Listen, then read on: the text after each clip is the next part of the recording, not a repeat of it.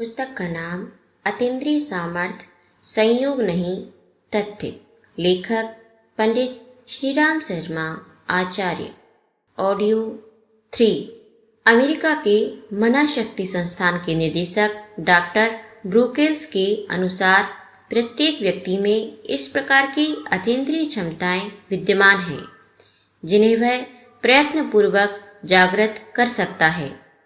कभी कभी यह शक्तियाँ अनायास भी जागृत हो जाती हैं और व्यक्ति में ऐसी विशेषताएं उत्पन्न हो जाती हैं जो आमतौर पर हर किसी में नहीं दिखाई पड़ती।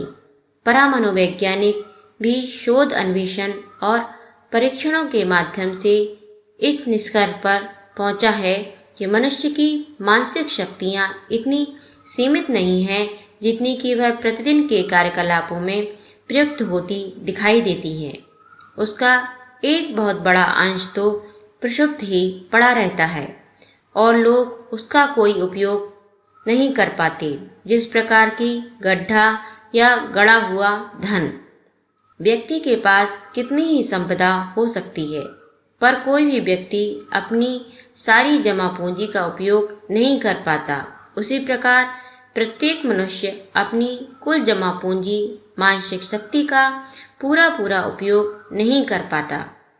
अंतर्दृष्टि संपन्न कितने ही भारतीय योगियों ऋषियों का उल्लेख मिलता है जो एक स्थान पर बैठे बैठे विश्व की समस्त हलचलों एवं भावी घटनाओं का पता लगा लेती थी। महाभारत में वर्णन आता है कि अंधे धृतराष्ट्र को संजय ने अपनी दिव्य दृष्टि से उनके निकट बैठकर कुरुक्षेत्र की समस्त घटनाओं का वर्णन इस प्रकार किया था जैसे सामने प्रत्यक्ष देख रहे हों। ऐसी क्षमता संपन्न असंख्य प्राणियों का, असंख्य ऋषियों का उल्लेख भारतीय धर्म ग्रंथों में मिलता है। इसका उल्लेख करते हुए ऋषि योग तत्वोपनिषद में लिखते हैं, यथा वाचित्त सामर्थ्य जायत योगिनो ध्रुवम दूर श्रुति दूरदृष्टि अणाद दूरगमस्तथा वाक् सिद्धि काम रूपस्य महस्य करणी। तथा जैसे जैसे चित्त की सामर्थ्य बढ़ती है वैसे ही दूर श्रवण, दूरदर्शन, वाक् सिद्धि, कामना पूर्ति आदि अनेकों विलक्षण दिव्य सिद्धियां मिलती चली जाती हैं। दूरानुभूति की ये घटनाएं विलक्षण मानवीय सामर्थ्य का परिचय देती हैं। भारतीय अध्यात्मवेत्ताओं ने मस्तक पर दोनों भुवों के बीच अवस्थित आज्ञा चक्र को दिव्य दृष्टि का केंद्र माना है। तत्ववेत्ताओं का कहना है कि हर मनुष्य में यह क्षमता मौजूद है कि वह भूत, भविष्य और वर्तमान तीनों ही कालों का ज्ञान प्राप्त कर सकता है। अब यह तथ्य विज्ञान सम्मत बनता जा रहा है। महान आत्मीयता के आधार पर भी अनायास ही किन्हीं व्यक्तियों में यह बेतार केतार का संपर्क जुड़ता पाया गया है। यह क्यों व कैसे होता है, इसका आत्मिकी के अतिरिक्त और किसी के पास कोई उत्तर नहीं। In search of the true पुस्तक में एक घटना का हवाला देते हुए श्रीमती रूथ मॉन्टगोमरी लिखती हैं कि युद्धों के समय पार्श्विक वृत्तियाँ एकाएक आत्ममुखी हो उठती हैं। तब कैसे भी व्यक्तियों को अतीन्द्रिय अनुभूति स्पष्ट रूप से होने लगती है। युद्ध के मैदान में पड़ने वाले सैनिक और उसके संबंधी रिश्तेदारों के बीच एक प्रगाढ़ भावुक संबंध स्थापित हो जाता है।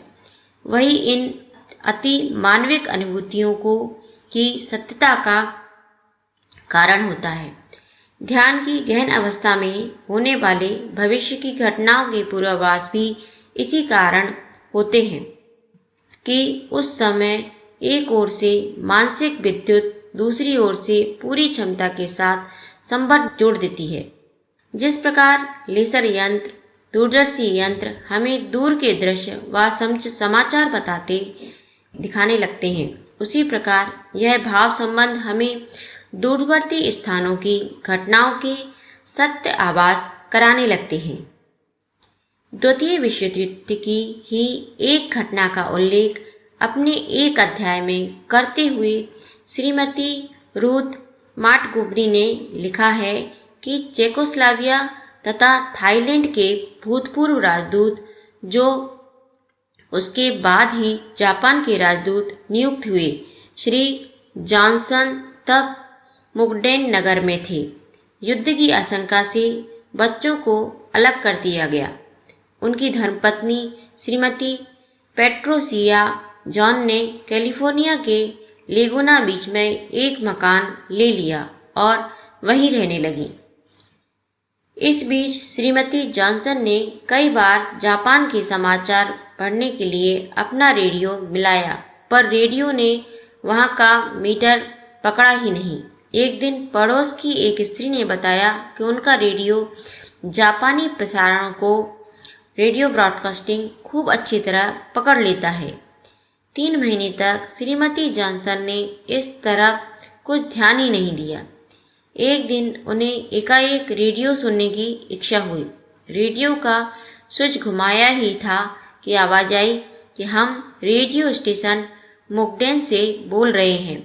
अब आप एक अमेरिकन ऑफिसर बी जॉनसन को सुनेंगी। विस्मय विस्फारित श्रीमती जॉनसन एकाग्रचित्त बैठ गईं। अगले ही क्षण जो आवाज आई वह उनके पति की आवाज थी। वे बोल रहे थे, मैं बी एलेक्सिस जॉनसन मुकडेन से बोल रहा हूँ।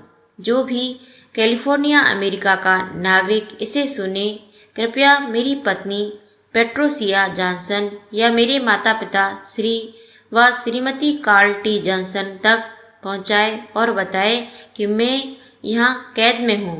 खाना अच्छा मिलता है और आशा है कि कैदियों की अदला बदली में मैं शीघ्र ही छूट जाऊँगा और अपनी पत्नी और बच्चों को प्यार भेजता हूँ। 2 माह पश्चात जॉनसन कैदियों में की बदली में छूटकर आ गए। पेट्रोसिया पति से मिलने गई तो वहाँ उसे पति से क्षणिक भेंट होने दी, क्योंकि कुछ समय के लिए श्री एलेक्सिस जॉनसन को तुरंत जहाज पर जाना था। पेट्रोसिया को थोड़ी ही देर में घर लौटना पड़ा।